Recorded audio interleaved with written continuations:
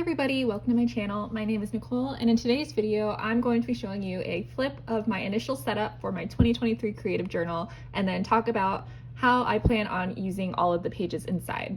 So for 2022, I've been using a full year Hobonichi Cousin as my creative journal, and I really enjoyed it, and to be honest, I still do, but I did ultimately decide to switch into the A5 Take a Note for 2023, and that's for a couple reasons. One, I have been enamored by this planner ever since I saw it earlier in the year, but I wasn't able to get my hands on a 2022 version because they tend to sell out very quickly, and I don't believe that this brand restocks.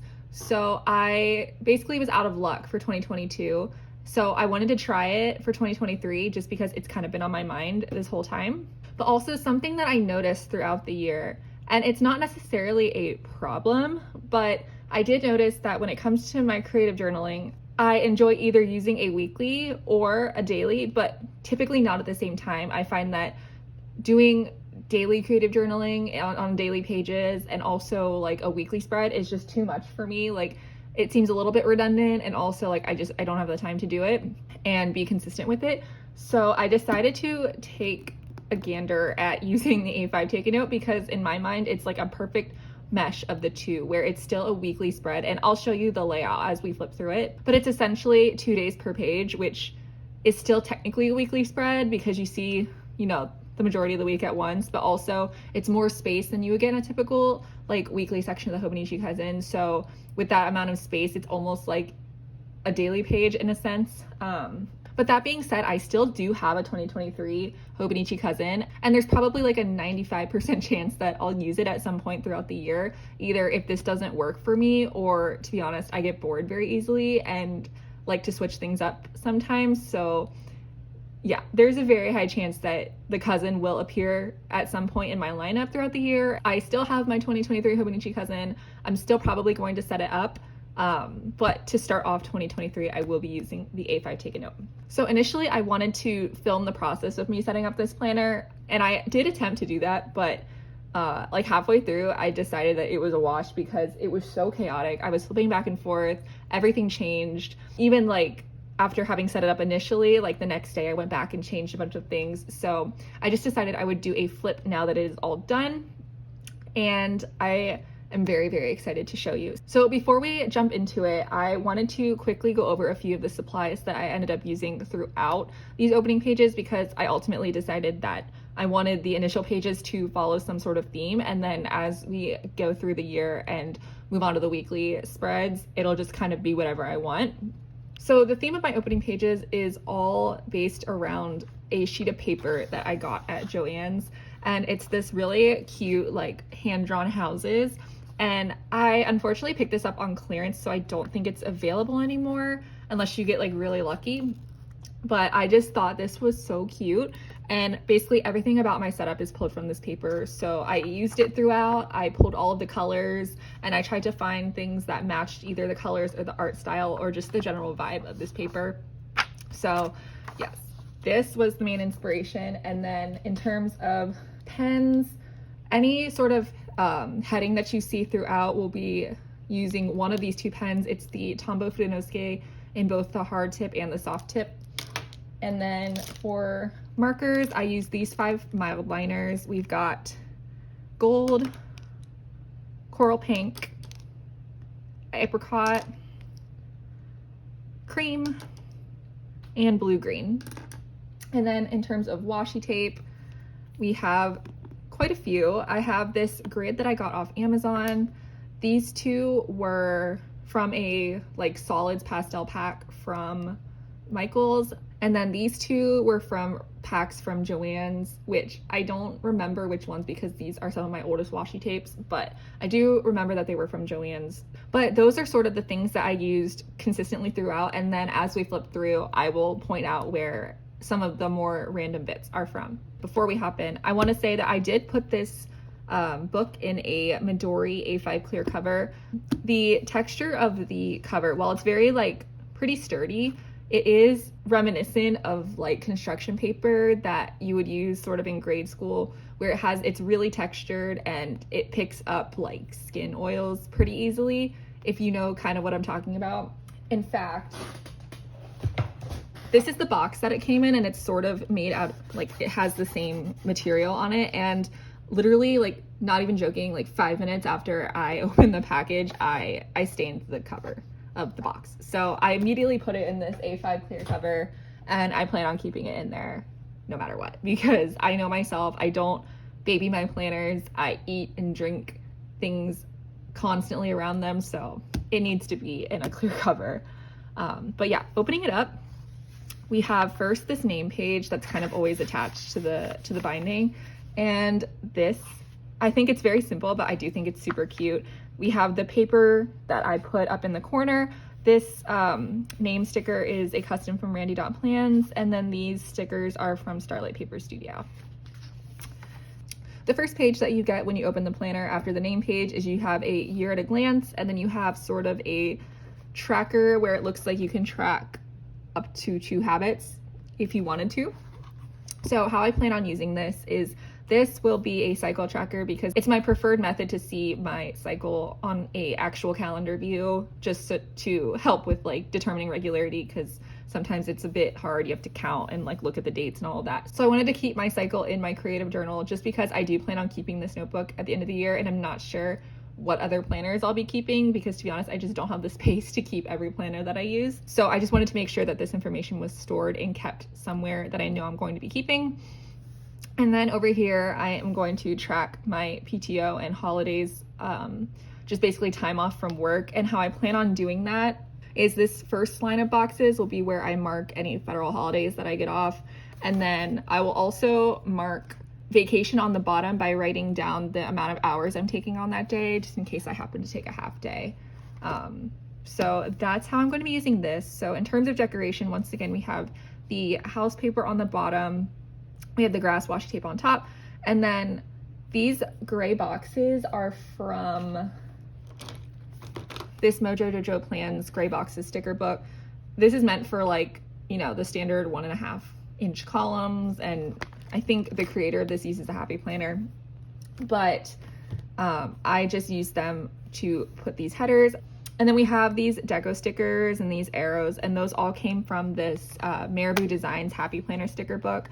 This is my favorite sticker book that the Happy Planner has, because to be honest, I don't really vibe with a ton of the books that they put out, but I thought this is super cute, and the colors and the style really match the paper and the washi tape that I picked out. So I pull this in throughout.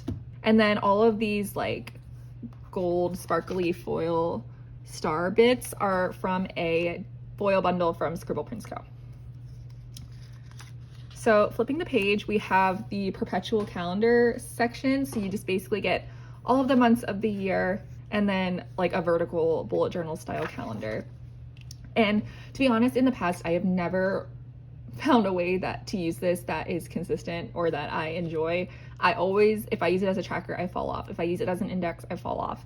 So I wanted to try something different, and what I kind of decided was that I'm going to use this as sort of a media tracker. So basically the idea came from the Spotify Receiptify trend that goes around all the time. And I'll put a picture of it up on the screen if you're unfamiliar with what it is. But essentially it's like a app that takes your most listened to songs for a specific period of time, and it'll format it to look like a receipt.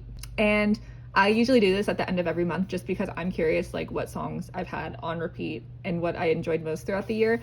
But my idea was to take that and like size it and print it out on my Memo printer and just put them on each month, and then I can have like the whole year's worth.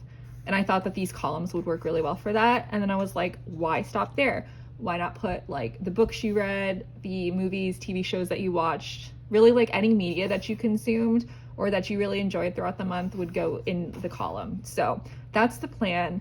And I know these look really plain to me, and I just had to remind myself that it's gonna fill up with pictures and images and words and all of that. So we just got the paper on the 2 corners, and then up at the top I used month scripts from Virgo and Paper. These are her smaller size, and I just stuck them all across the top.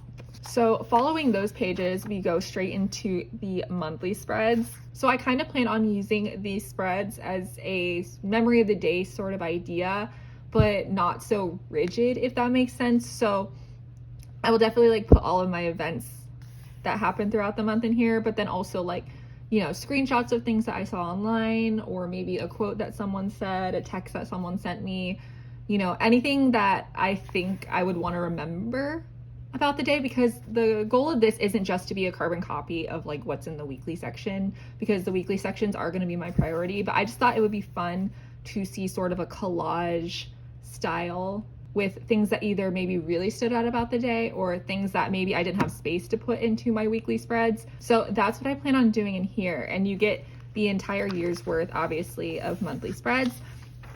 But then once we get to December, you do in this planner get an extra 3 months. You get the next quarter of 2024.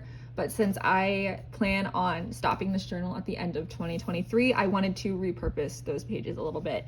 So the next page is my vision board, and this is hands down my favorite spread in this journal. I think this turned out so cute.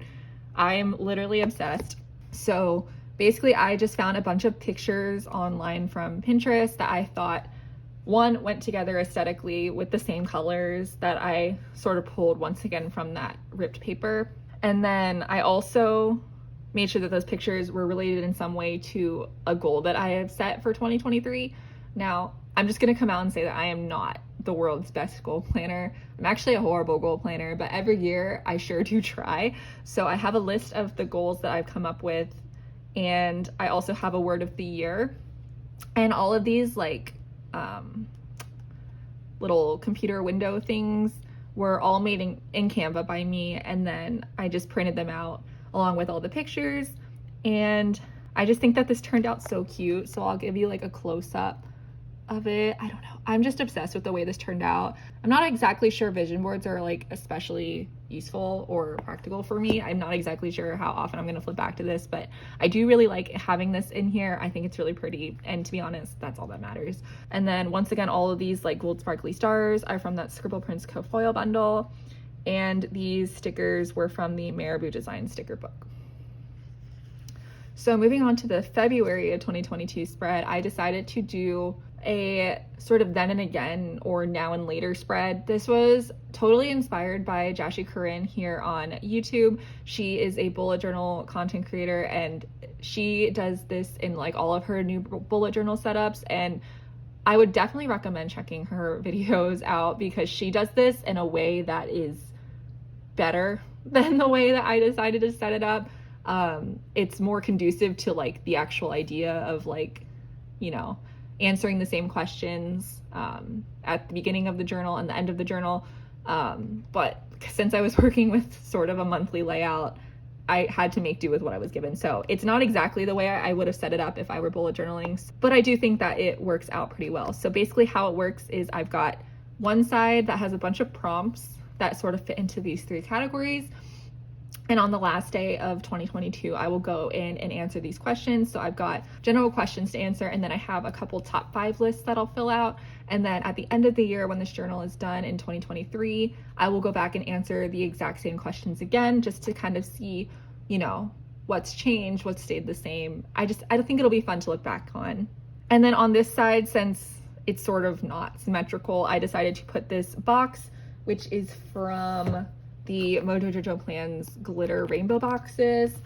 And I'm just gonna write a note to future me, either at the beginning of the year or the end of the year. I'm not exactly sure. It makes more sense to write it at the beginning of the year, I think, so that at the end when I come back to fill this out, I can read it, but then I'll also put it on the later side. So maybe I'll write it like going into 2024. I'm not sure yet. I'll decide on the 31st of this year, but I don't know. I think this spread just turned out so cute, and I will sort of go through where everything is from. So these 2 scripts are from the Marabou Design sticker book, as with these 2 deco pieces.